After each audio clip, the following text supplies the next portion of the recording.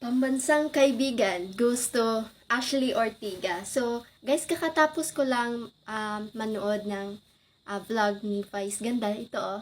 Ito, with Shubi and Ashley. So, sa interview talaga, makikita mo yung tunay na or yung genuine na friendship na binuo ni Shubi at Ashley. So, ayan guys. During sa interview, matagal yung taas ng interview niya, pero, or yung vlog ni Vice, but, worth it yun, panoorin, like yung sa 27 minutes and 1 second, so 27 the rest.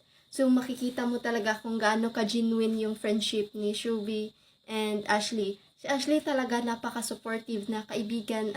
Ngayon ko lang, dati, pinapanood ko naman si Ashley, but yeah, that's the role naman. So, titingnan natin kung ano yung role nila sa TV, yung sa movie nila, pero hindi natin sila totally kilala ilang ang kanyang personality. So, dun sa interview, yung kay Shubi at saka kay Ashley, doon mo makikita kung gaano ka-genuine yun si Ashley, gaano kaganda yung puso niya.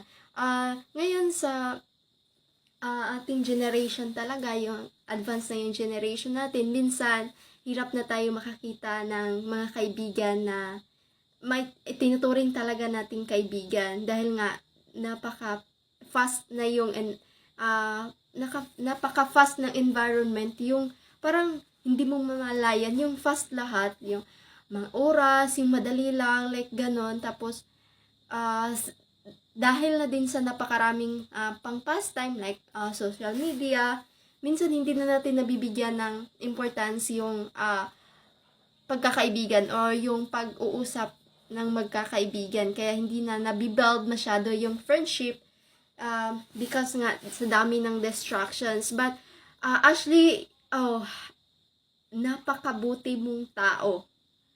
Like makikita mo talaga kung paano niya inalagaan si Shubi.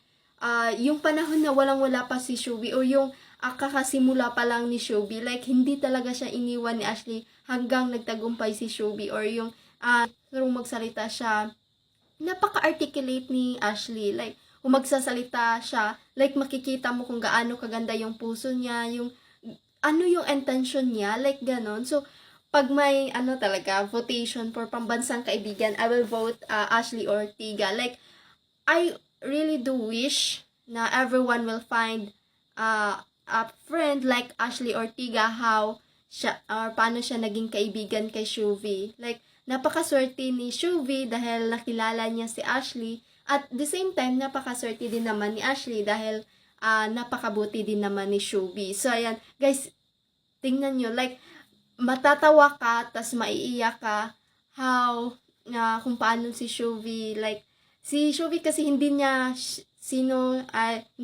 sugarcoat yung kung ano yung situation, like, ganun talaga ang nangyayari, most common sa mga Filipino household, yun naman talaga ang nangyayari, so, ayan, so, hopefully, we will find everyone, or tayong lahat makahanap ng ganong klaseng friend na alam natin, hindi naman ganun ka-perfect yung friendship, like may mga pagkakataon na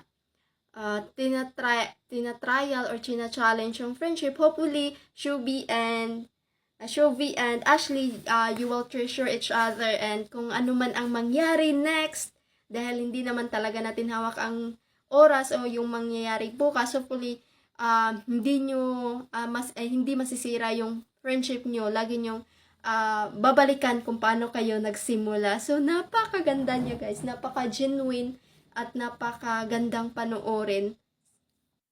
Hopefully, the friendship will magnify, and hopefully, mag-magnify siya para tayong lahat ay magkaroon ng ganong klaseng friendship. So, ayun lang. Thank you!